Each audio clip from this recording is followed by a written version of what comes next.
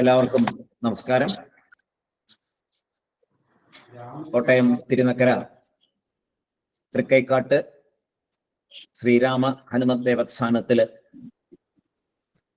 കുറെ കാലമായി പ്രവർത്തിച്ചു വരുന്ന ശ്രീശങ്കര ആർഷ വിദ്യാപീഠത്തിലെ കുട്ടികള് കഴിഞ്ഞ വർഷങ്ങളിലെല്ലാം രാമായണ മാസ ആചരണത്തോടനുബന്ധിച്ച് പ്രഭാഷണങ്ങളും ശ്ലോകങ്ങളും ചൊല്ലുകയൊക്കെ ഉണ്ടായി. ഈ വർഷവും കുട്ടികളും അവരുടെ മാതാപിതാക്കളും വളരെയധികം ആഗ്രഹത്തോടെ രാമായണ മാസാചരണം കഴിഞ്ഞ വർഷങ്ങളിലെ പോലെ തന്നെയുള്ള പരിപാടികളോടുകൂടി നടത്തണമെന്ന് വളരെ ആഗ്രഹം പ്രകടിപ്പിച്ചു. അതനുസരിച്ച് കുട്ടികളെല്ലാവരെയും പങ്കെടുപ്പിച്ചുകൊണ്ട് നമ്മൾ ഇന്നു മുതൽ ചെറിയ പ്രഭാഷണങ്ങളും രാമസന്ധ്യാനാമ ആലാപനവും ആയിട്ട് ഈ കർക്കിടക മാസം ശ്രീരാമ ഹനുമത് പാദങ്ങളിൽ സമർപ്പിക്കുകയാണ്.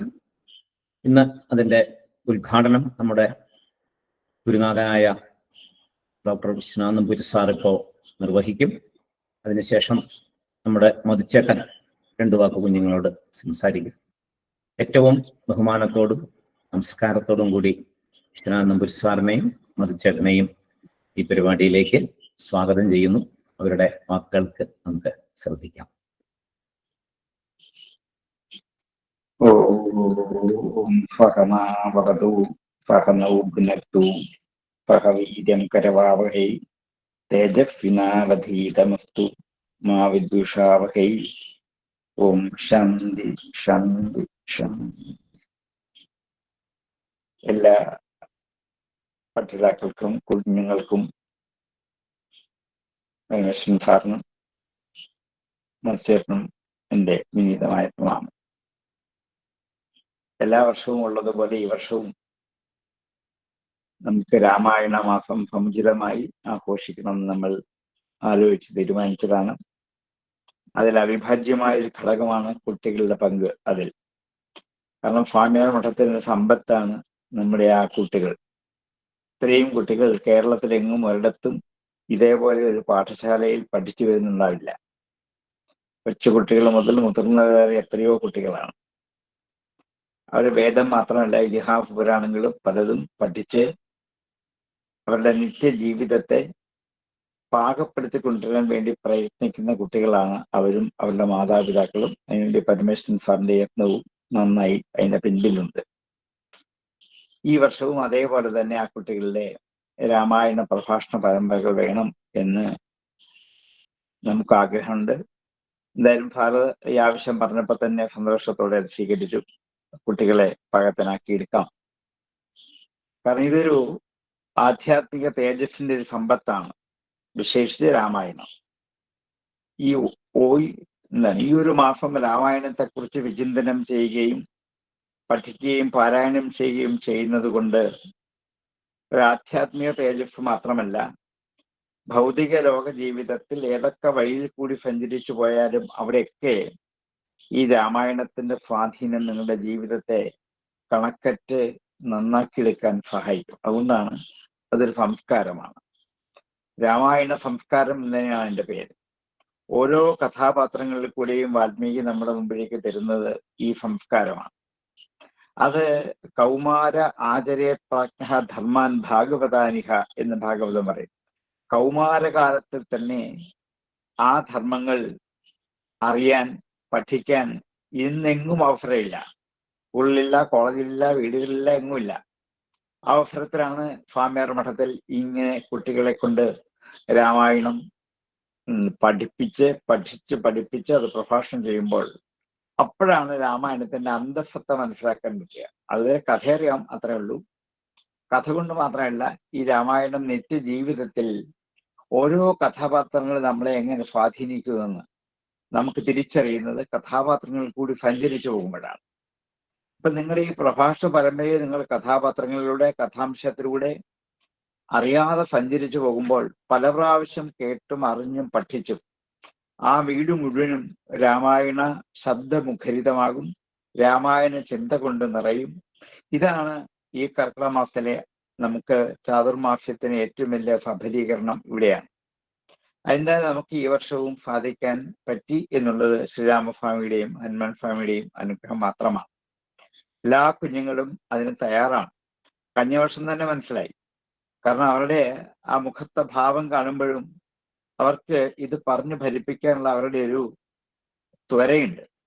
അത് കാണുമ്പോൾ അറിയാം ഞങ്ങൾക്ക് ഇതൊക്കെ ആവശ്യമാണ്, ഇതൊക്കെ ഞങ്ങൾക്കുണ്ടെങ്കിൽ മാത്രമേ ഞങ്ങളുടെ പഠിപ്പ് ജീവിതം നന്നാക്കിയെടുക്കാൻ പറ്റൂ എന്ന് ഓരോ നിമിഷവും ഈ കുട്ടികൾ തിരിച്ചറിഞ്ഞ് അവരെ കൊണ്ട് ആ കുടുംബവും ഈ നാടും നന്നാക്കിയെടുക്കാൻ ഉള്ളൊരു അവസരമാണ് വാസ്തവത്തിൽ നമുക്ക് ഈ ചെറിയ ചെറിയ സന്ദർഭങ്ങളിൽ കൂടി കിട്ടുന്നത്. അതുകൊണ്ടാണ് കുഞ്ഞു പ്രായത്തിൽ തന്നെ ഞങ്ങൾക്കൊക്കെ ഇത്രയെങ്കിലും രാമായണത്തെ കുറിച്ച് എന്തെങ്കിലും പറയാൻ പറ്റുന്ന വളരെ ചെറുപ്പത്തിൽ വീടുകളിൽ നിരന്തരമായും ഈ രാമായണ പാരായണം, അതിനെക്കുറിച്ചുള്ള ചർച്ചകൾ, സംഭാഷണങ്ങൾ, കഥാപാത്രങ്ങൾ ഇതെല്ലാം ഞങ്ങളുടെ ഉള്ളിൽ അന്നു മുതലേ മാതാപിതാക്കളും ഗുരുക്കന്മാരും ഞങ്ങൾക്ക് തന്നിരുന്നു എന്നുള്ളതാണ്. പക്ഷെ ഇന്ന് അതിന്റെ അവസരം എങ്ങുമില്ലാത്തപ്പോഴാണ് സ്വാമിയർ മഠവും അതിൽ പരമേശ്വരൻ സാറും എല്ലാവരും വളരെ സധൈര്യം മുമ്പോട്ടിറങ്ങി ഈ കുട്ടികളെ. അപ്പൊ ഇത് പറ്റും എന്നുള്ള ഉറപ്പാണ്. സമയമില്ല എന്ന് പറയുന്നത് വെറും ഒരു പരാതി മാത്രമാണ്. അതിനിടയ്ക്ക് നമുക്ക് സമയം കണ്ടെത്തിയിട്ട് ഈ സന്ധ്യാവേളയിൽ രാമചരിതത്തെക്കുറിച്ച് ആലോചിച്ച് ചിന്തിച്ച് ആ വാൽമീകിയുടെ സംസ്കാരത്തെ, ഉള്ളിലുള്ള കിരാത സംസ്കാരത്തെ മുഴുവൻ നഷ്ടപ്പെടുത്തിയിട്ട് ഒരു നല്ല ഋഷിയുടെ സംസ്കാരത്തെ ഉണ്ടാക്കിയെടുത്ത് ആർഷമായ ഒരു ജീവിതചര്യ ഉണ്ടാക്കിയെടുക്കാൻ ഈ പ്രഭാഷണ പരമ്പരകൾ ഈ കുഞ്ഞുങ്ങൾക്കും മാതാപിതാക്കൾക്കും ആ ഗൃഹത്തിനും വീടിനും ആ നാടിനും ഏറ്റവും അധികം ഫലവത്തായിത്തീരുന്ന മഹനീയമായ ഒരു സംരംഭമാണ്. അതിൽ പങ്കെടുക്കുന്ന എല്ലാ കുട്ടികളെയും ഞാൻ വളരെ ഹാർദമായി ഈ വേദിയിലേക്ക് സ്വാഗതം ചെയ്യുന്നു. അവർക്ക് അനുസ്യൂതമായി രാമകഥകൾ പറയുവാൻ, അതിൽ കൂടെ കിട്ടുന്ന സംസ്കാരത്തെ ജീവിതത്തിൽ പങ്കുവെക്കാൻ, അത് ഉപയോഗിക്കാൻ അവർക്ക് ശ്രീരാമസ്വാമിയും ഹനുമാൻ സ്വാമിയും അനുഗ്രഹം കൊടുക്കട്ടെ എന്ന് പ്രാർത്ഥിക്കുന്നു. തുടർന്ന് പരമേശ്വരൻ സാറ് രാവകലില്ലാതെ എല്ലാ ദിവസവും ഇതിനു വേണ്ടി കഷ്ടപ്പെടുകയല്ല, ഇഷ്ടപ്പെട്ട് കഷ്ടപ്പെടുകയാണ്. അതായത് കഷ്ടതയല്ല, അത് ഇഷ്ടമാണ്. അതുകൊണ്ടാണ് അങ്ങനെ ഇഷ്ടപ്പെട്ട് അദ്ദേഹം കഷ്ടപ്പെട്ട് കുട്ടികളെയൊക്കെ പാകത്തിനാക്കി എടുക്കുന്നത്. അതിന്റെ ഒരു വലിയ മഹത്തായ ഒരു സംഭാവന അദ്ദേഹത്തിന്റെ ഉള്ളിലുണ്ടാകും. അതുകൊണ്ടാണ് ഇത് പറ്റുന്നത്. അങ്ങനെ എന്തുകൊണ്ടും ഈ വർഷത്തെ രാമായണ മാസ ആചരണം നമുക്ക് സമുചിതമാക്കാൻ എല്ലാ സജ്ജനങ്ങളിലെയും അനുഗ്രഹം ഉണ്ടാകട്ടെ. എല്ലാവരും ഇത് പങ്കെടുത്ത് കഴിയുന്നിടത്തോളം കേൾക്കുക, നമ്മുടെ കുട്ടികളിലെ അവതരണ ശൈലികൾ അറിയുക, അതിൽ കൂടി അവർക്ക് വേണ്ട നിർദ്ദേശങ്ങൾ കൊടുക്കുക. ഇതൊക്കെയാണ് നമ്മുടെ ലക്ഷ്യം. അതിന് എല്ലാവരെയും സാദരം വേദിയിലേക്ക് ക്ഷണിച്ചുകൊണ്ട് ഞാൻ ഉപസംഹരിക്കുന്നു. നന്ദി, നമസ്കാരം. സാറിന്റെ അനുഗ്രഹവാക്കുകൾക്ക് സാറിന്റെ പാദങ്ങളിൽ ഞങ്ങളുടെ എല്ലാവരുടെയും നമസ്കാരം. അടുത്തായി മധുച്ചേട്ടനെ കുട്ടികളെ ഒന്ന് അനുഗ്രഹിക്കാനായി 2 വാക്ക് പറയാനായിട്ട് ക്ഷണിക്കുന്നു. ഹരേ രാമ രാമ രാമ ഹരേ ഹരേ, ഹരേ കൃഷ്ണ കൃഷ്ണ കൃഷ്ണ ഹരേ ഹരേ. നമ്മുടെ പരമപൂജനീയനായ ഗുരുനാഥൻ വിശ്വനാഥ നമ്പൂതിരി സാറ് ഈ സന്ദർഭത്തിലുള്ള കുട്ടികളുടെ രാമായണ പഠിത്തത്തെക്കുറിച്ച് വിശദമായിട്ട് തന്നെ പറഞ്ഞു കഴിഞ്ഞു. നാരായണീയത്തിലെ ഒരു പദം പ്രയോഗിച്ചിട്ടുണ്ട്, ഹന്തഭാഗ്യം ജനാനാമെന്ന്. 73 കുട്ടികളാണ് രാമായണ മാസത്തിൽ പ്രഭാഷണത്തിന് വേണ്ടി രജിസ്റ്റർ ചെയ്തിരിക്കുന്നത്.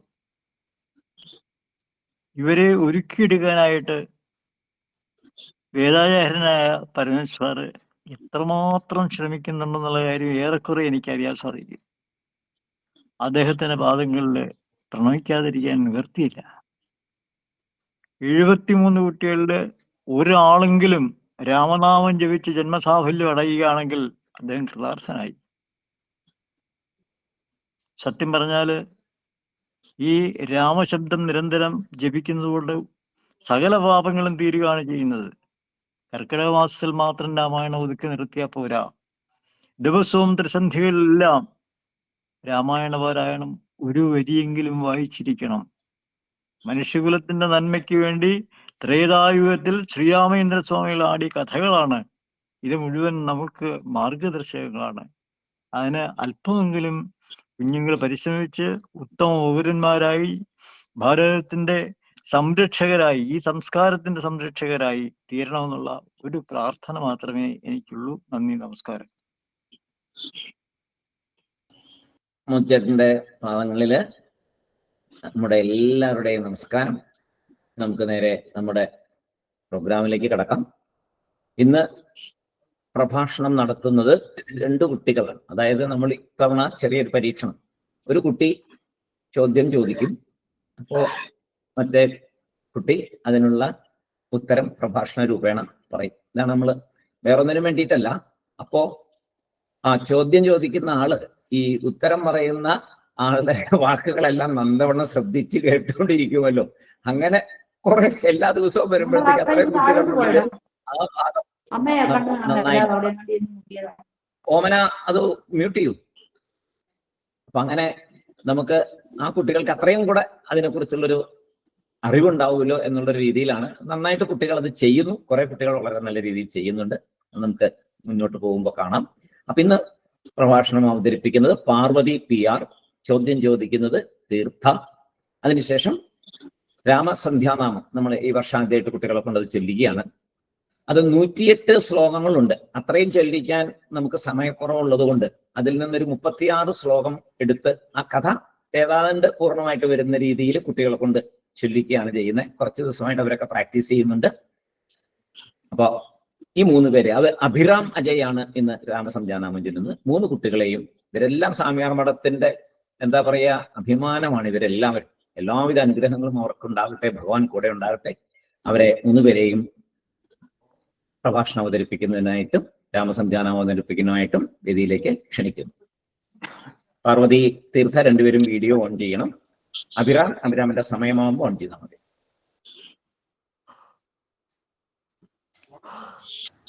തുടങ്ങിക്കോ. രാമായ രാമഭദ്രായ രാമചന്ദ്രായ വേധസേ രഘുനാഥായ നാഥായ സീതായ പതയേ നമഃ. മനോജവം മാരുതതുല്യവേഗം ജിതേന്ദ്രിയം ബുദ്ധിമതാം വരിഷ്ഠം വാതാത്മജം വാനരയൂഥമുഖ്യം ശ്രീരാമദൂതം മനസാ സ്മരാമി. രാമായ രാമഭദ്രായ രാമചന്ദ്രായ വേദസേ രഘുനാഥായ നാഥായ സീതായ പതയേ നമഃ. മനോജവം മാരുതതുല്യവേഗം ജിതേന്ദ്രിയം ബുദ്ധിമതാം വരിഷ്ഠം വാതാത്മജം വാനരയൂഥമുഖ്യം ശ്രീരാമദൂതം മനസാ സ്മരാമി. എല്ലാവർക്കും നമസ്കാരം. നമ്മൾ ഇന്നു മുതൽ രാമായണം എന്ന ഗ്രന്ഥം വായിച്ച് കുറെ നല്ല കാര്യങ്ങൾ പഠിക്കാൻ തീരുമാനിച്ചിരിക്കുകയാണല്ലോ. എന്തുകൊണ്ടാണ് നാം ഈ കർക്കിടക മാസം തന്നെ രാമായണ വായനയ്ക്ക് തിരഞ്ഞെടുത്തിരിക്കുന്നത്? പണ്ട് കാലത്ത് കൂടുതൽ ആൾക്കാരും ധാരാളം കൃഷി ചെയ്ത് സമ്പാദിച്ചാണ് കഴിഞ്ഞിരുന്നത്. നമ്മുടെ കേരളത്തില് മിഥുനം കർക്കിടകം മാസങ്ങളിൽ, അതായത് ജൂൺ ജൂലൈ മാസങ്ങളിൽ നല്ല മഴയായിരിക്കുമല്ലോ. നമുക്ക് സ്കൂൾ തുറക്കുമ്പോൾ ഭയങ്കര മഴക്കാലമല്ലേ. ആ സമയത്ത് കൃഷിക്കും മറ്റും നല്ല പ്രയാസമാണ്. അതുപോലെ ആരോഗ്യപരമായി പ്രായമായവർക്കെല്ലാം വലിയ ബുദ്ധിമുട്ടുകൾ ഉണ്ടാകുന്ന കാലമാണ്. അപ്പോൾ എല്ലാ കുടുംബാംഗങ്ങളും വീട്ടിൽ തന്നെ ഉണ്ടായിരിക്കും. അതുകൊണ്ട് ഈ സമയം വെറുതെ കളയാതെ ഇരിക്കുവാനായി ഈശ്വര സ്മരണയ്ക്കായിട്ട് ഉപയോഗിക്കണം എന്ന് പഴയ ആൾക്കാര് തീരുമാനിച്ചിരുന്നു. അതിന് അവർ തിരഞ്ഞെടുത്തത് രാമായണ പാരായണം ചെയ്യുക എന്നുള്ളതാണ്. അങ്ങനെ ഈ മാസം മുഴുവൻ നാമജപവും പുരാണ പാരായണവുമായി കഴിയും.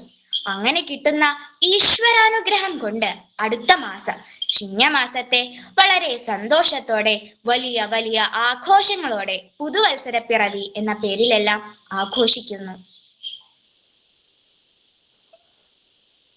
എന്തുകൊണ്ട് രാമായണം എന്ന ഗ്രന്ഥം തന്നെ നമ്മൾ തിരഞ്ഞെടുത്തു?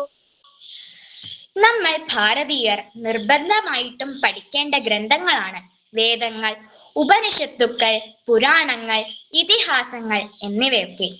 ശരിക്കും രാമായണം ബ്രഹ്മാണ്ഡ പുരാണത്തിലുള്ള ഒരു സംഭവ കഥയാണ്. വാൽമീകി മഹർഷിയാണ് രാമായണം എഴുതിയത്. ഇത് മഹാഭാരതം എന്നതുപോലെ ഒരു ഇതിഹാസം എന്നിതിനെ പറയുന്നുണ്ട്. ധർമ്മോ രക്ഷതി രക്ഷിതഃ എന്ന വാക്യത്തെ സാർത്ഥകമാക്കിക്കൊണ്ടുള്ള ഒരു മഹനീയ കഥയാണ് രാമായണം.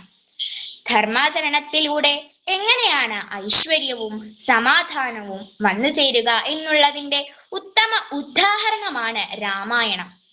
ജീവിതത്തിലെ ഏതു വിഷമഘട്ടത്തിലും ധർമ്മത്തെ മുറുകെ പിടിച്ചാൽ അന്തിമ വിജയം ഉണ്ടാകും എന്ന സന്ദേശമാണ് രാമായണം തരുന്നത്. ജീവിതമായാൽ പ്രയാസങ്ങൾ ധാരാളം ഉണ്ടാകും. അതിനെ എങ്ങനെ സമീപിക്കണം എന്ന് രാമായണം പറഞ്ഞു തരും.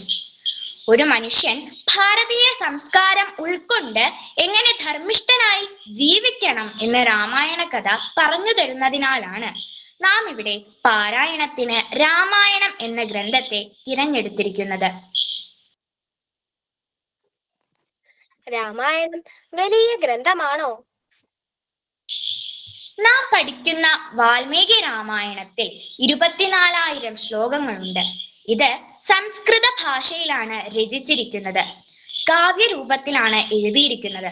അതിനാൽ ഇതിനെ ആദി മഹാകാവ്യം എന്ന് പറയുന്നു. ഇതില് 7 കാണ്ഡങ്ങളുണ്ട്, അതായത് 7 അധ്യായങ്ങൾ എന്ന് പറയാം. ബാലകാന്ഡം, അയോധ്യാകാന്ഡം, ആരണ്യകാന്ഡം, കിഷ്കിന്ധാകാന്ഡം, സുന്ദരകാന്ഡം, യുദ്ധകാന്ഡം, പിന്നെ ഉത്തരകാന്ഡം. കേരളത്തിൽ എല്ലാവരും പാരായണം ചെയ്യുന്നത് മഹാകവിയായ തുഞ്ചത്ത് എഴുത്തച്ഛൻ എഴുതിയ അധ്യാത്മ രാമായണം കിളിപ്പാട്ടാണ്.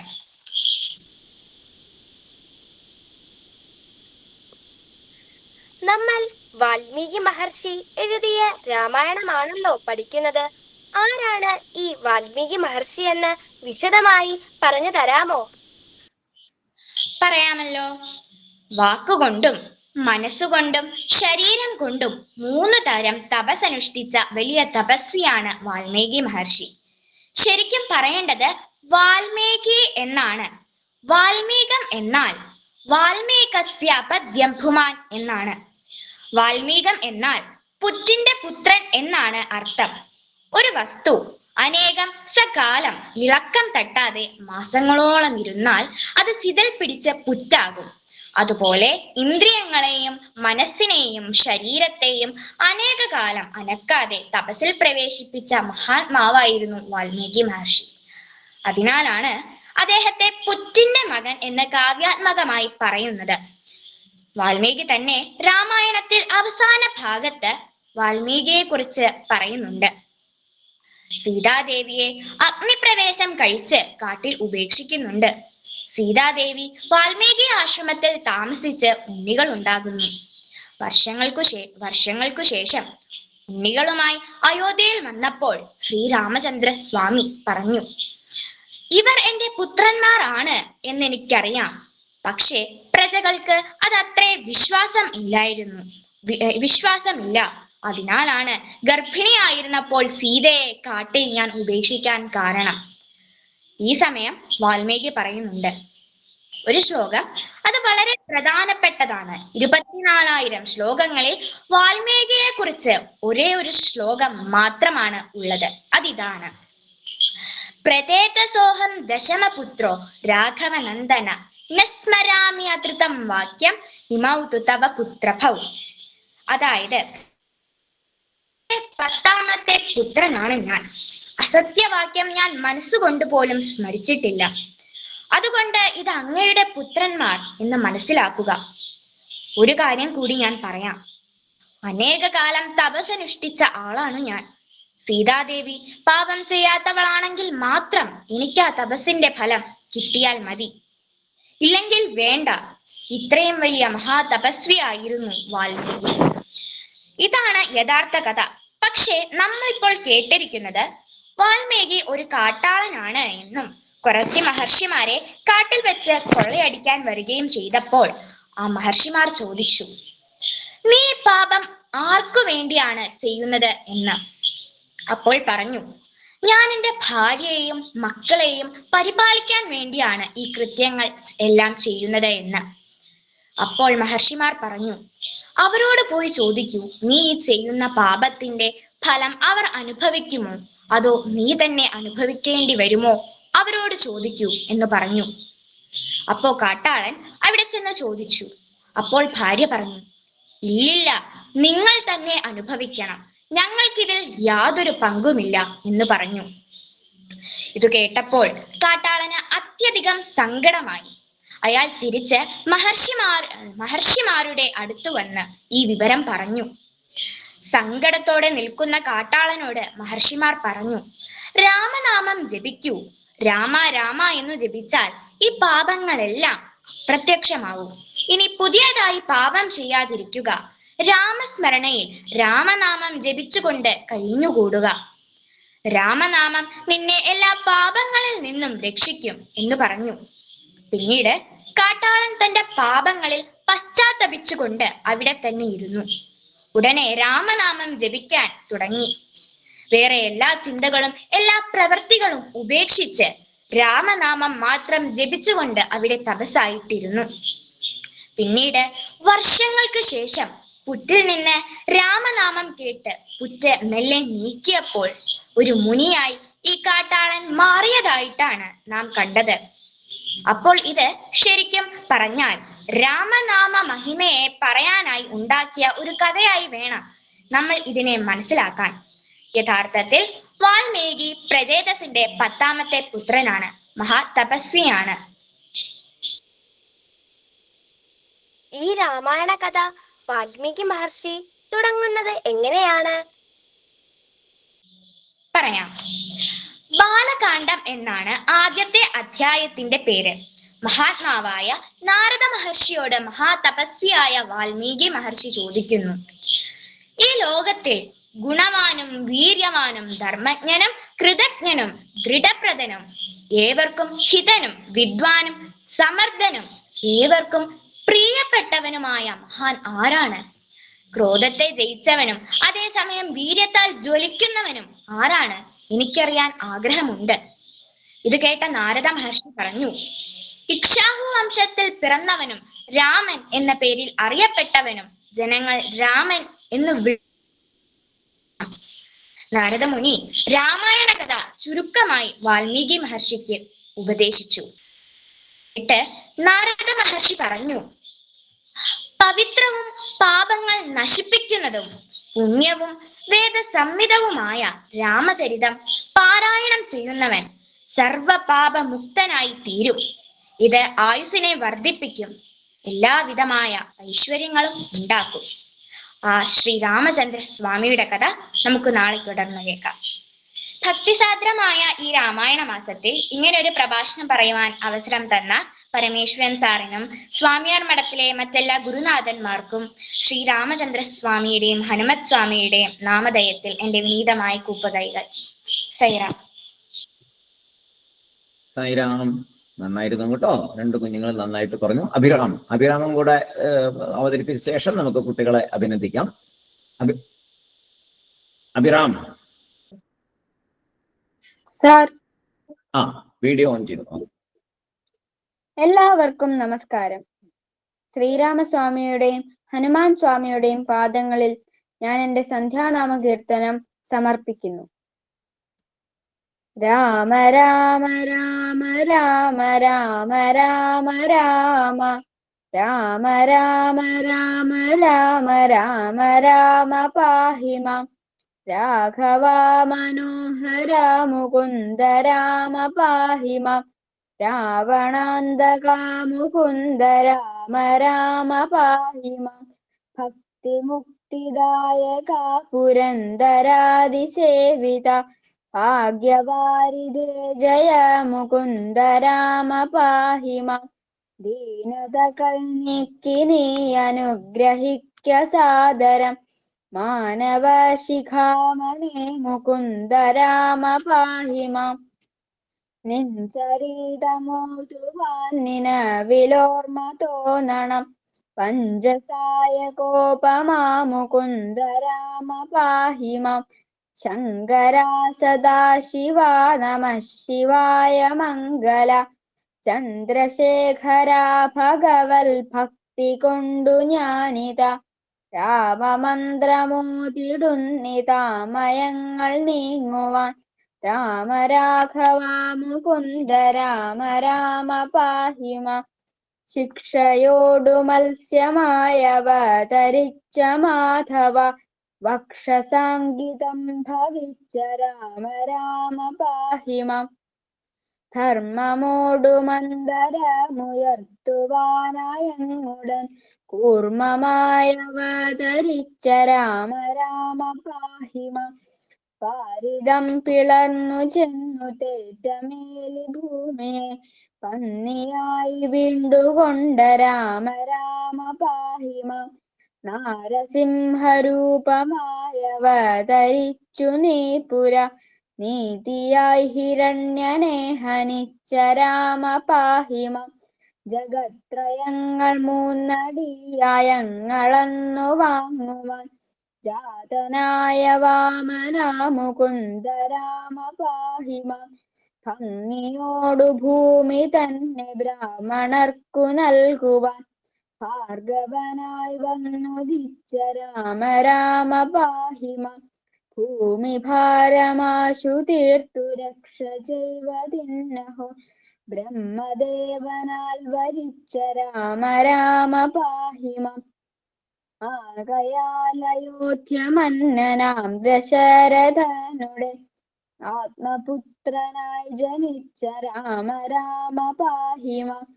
ദുഷ്ടരാം നിശാചരവധം കഴിച്ചു യാഗവും പുഷ്ടമായി മുടിച്ചു നീ മുകുന്ദ രാമ പാഹി മാം. ഗൗതമന്റെ ശാപമേറ്റു കല്ലതായി കിടന്നൊരു കഞ്ചനേർമിഴിക്കു മോക്ഷമേണ്ട രാമ പാഹി മാം. വിദേഹരാജ്യമുൾപ്പുകിന്ദു വിശ്വനായകനുടെ വിൽമുറിച്ചു സീതയെ വരിച്ച രാമ പാഹി മാം. അച്ഛനോടും അമ്മയോടും ആശീർവാദവും വഹിച്ചു തുച്ഛമായ വൽക്കലം ധരിച്ച രാമ പാഹി മാം.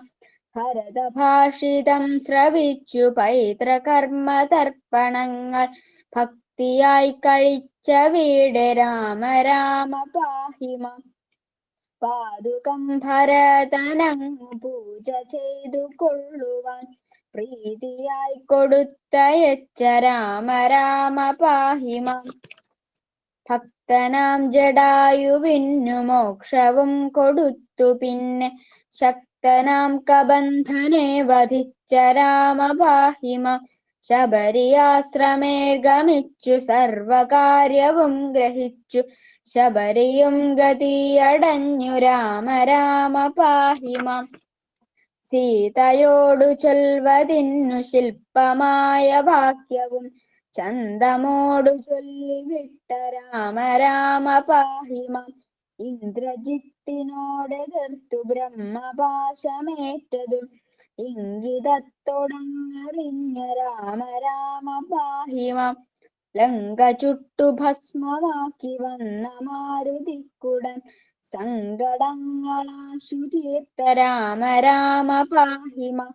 വഞ്ചിറ തൊടുത്തു പിന്നെ വാചമോദമോടുടൻ വാരിധി കടന്നു ചെന്ന രാമ രാമ പാഹി മാം.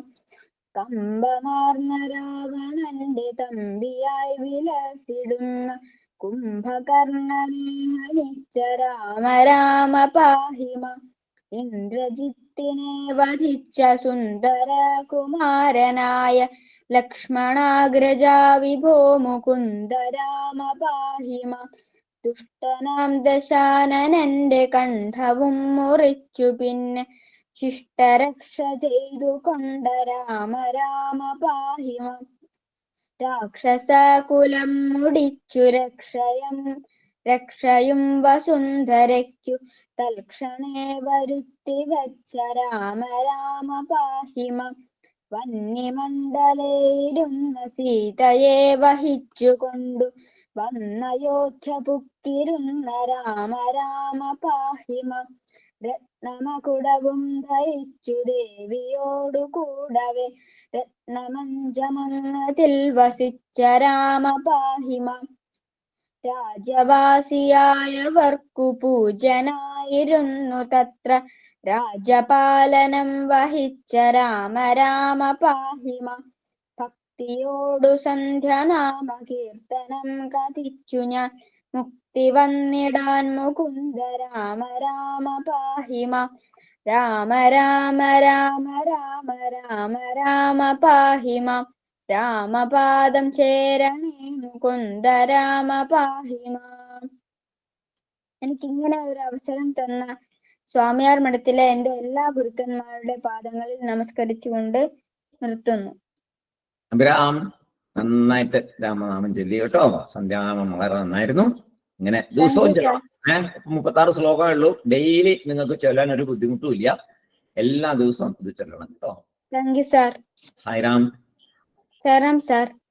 സാറ് വിശ്വനാഥപുര സാർ ഉണ്ടെങ്കിൽ കുഞ്ഞിന് 2 അഭിനന്ദനങ്ങൾ പറയാനായിട്ട് എല്ലാവരും. സാർ ആദ്യം. ചേട്ടൻ.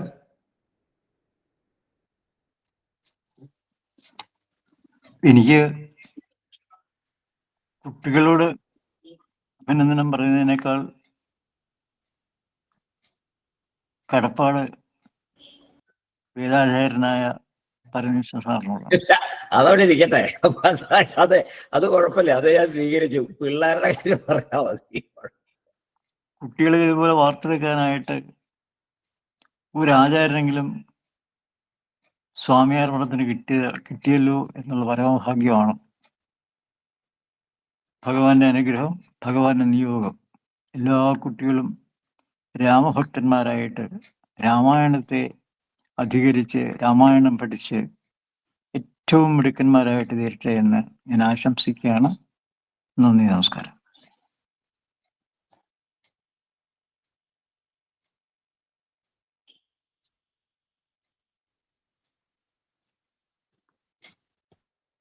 നമസ്തേ. എല്ലാവർക്കും, എല്ലാ ഗുരുജനങ്ങൾക്കും, അവിടെ പങ്കെടുത്തുകൊണ്ടിരിക്കുന്ന എല്ലാ നമ്മുടെ കുട്ടികൾക്കും എൻ്റെ വിനീതമായ നമസ്കാരം. വളരെ മനോഹരമായ ഒരു തുടക്കം ഈ രാമായണ മാസത്തിൽ. ഇന്നത്തെ പ്രഭാഷണങ്ങളും ചോദ്യോത്തര രൂപത്തിൽ പുതുമയോടെ അവതരിപ്പിച്ച ഈ പരിപാടി വളരെ ഭംഗിയായിട്ടുണ്ട്. 3 കുട്ടികളും വളരെ ഭംഗിയായി തന്നെ അവരുടെ ഭാഗങ്ങൾ നിർവഹിച്ചു. ഏറെ അഭിനന്ദനങ്ങൾ അറിയിക്കുന്ന കാര്യം തന്നെയാണ്. എല്ലാവർക്കും നന്മ വരട്ടെ, മംഗളങ്ങൾ നേരുന്നു. പരമേശ്വർജിക്ക് പ്രത്യേകം നമസ്കാരം. തുടർന്ന് നന്നായി നടക്കാൻ പ്രാർത്ഥിക്കുന്നു. നമസ്തേ. നമസ്കാരം. ഇന്നത്തെ വളരെ നല്ലൊരു രീതിയായിരുന്നു അത്. പ്രത്യേകിച്ച് പരമേശ്വരൻ സാറിൻ്റെ ആ ഒരു ആശയമാണ് ഇതിൻ്റെ പിന്നിലുള്ളത് എന്നുള്ളതറിയാം. ചോദ്യോത്തരം. അപ്പോൾ എനിക്കൊരു ചെറിയൊരു നിർദ്ദേശമുള്ള എന്താണെന്ന് വിചാരിച്ചാൽ, ഇപ്പം ചോദ്യങ്ങളും ഉത്തരങ്ങളും നമ്മൾ നേരത്തെ പ്ലാൻ ചെയ്തതാണല്ലോ. അടുത്ത വർഷം പ്രഭാഷണങ്ങളുടെ എണ്ണം കുറച്ചുകൊണ്ട് ഒരു പ്രഭാഷണം വെച്ചിട്ട് കുട്ടികളിൽ നിന്ന് തന്നെ ചോദ്യങ്ങൾ ഉണ്ടാകാൻ ഉള്ളൊരു സാഹചര്യം ഉണ്ടാക്കുക. അപ്പോൾ ഇപ്പം തന്നെ കാര്യം നമ്മുടെ പുരാണങ്ങൾ തന്നെ ചോദ്യങ്ങളിലൂടെയാണല്ലോ വന്നത്. നേതി അതല്ല എന്ന് പറഞ്ഞ് ആണല്ലോ സത്യത്തെ കണ്ടെത്തുന്നത്. അപ്പോൾ കുട്ടികളിൽ ആ ഒരു ഇൻക്വിസിറ്റീവ്നെസ് വളർത്തിയെടുക്കാൻ വേണ്ടി ഉള്ളൊരു ശ്രമം, അത് തന്നെയാണ് സാറിൻ്റെ ഉദ്ദേശം എന്നറിയാം. അപ്പോൾ തീർച്ചയായിട്ടും അടുത്ത വർഷം കുട്ടികൾ സ്വയം ഉള്ളിൽ നിന്നുണ്ടാകുന്ന ചോദ്യങ്ങൾ, അപ്പോൾ അതിന് വേറൊരു ഗുണം കൂടിയുണ്ട്. കുട്ടികൾ വളരെ വളരെ അറ്റൻറ്റീവായിട്ട് പ്രഭാഷണം ശ്രദ്ധിക്കുകയും ചെയ്യും. അപ്പോൾ സ്വയം ചോദ്യങ്ങൾ ചോദിക്കുക, കൂടുതൽ എന്താ പറയുക, ഗുണപരമായ ചോദ്യങ്ങൾ ചോദിക്കുന്ന കുട്ടികൾക്ക് വേണേൽ ഒരു സമ്മാനം കൊടുക്കുന്ന കാര്യം നമുക്ക് ആലോചിക്കാം. അങ്ങനെ എന്തായാലും ഒരു നല്ലൊരു തുടക്കം. വളരെ വളരെ അഭിനന്ദനങ്ങൾ കുഞ്ഞുങ്ങൾക്കും ആചാര്യനും പ്രത്യേകിച്ച്.